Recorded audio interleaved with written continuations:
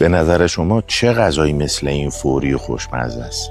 سیب زمینی و پیاز رو با هم دیگه با مقداری روغن میریزیم تو دیگ و تفت میدیم تا جایی که پیازا سبک و سیب زمینی ها یه مقدار حالت سرخ شده پیدا کنن. همینجا مقداری نمک، زردچوبه، فلفل سیاه، کمی زنجبیل، پرک فلفل و تخم گشنیز رو میزنیم و یه تفت کوچیک میدیم. همین که عطر آزاد کنه کافیه. کنسرو ماهیمون میره تو و مخلوط میشه. برنج اضافه میشه.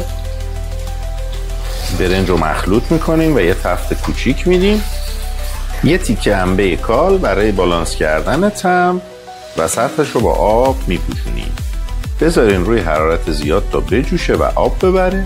بعد از اینکه آب برد به مرکز جمعشون کنید. روش ادویه دلخواه یا فلفل سیاه بپاشید و بذارید 40 دقیقه دم بکشه.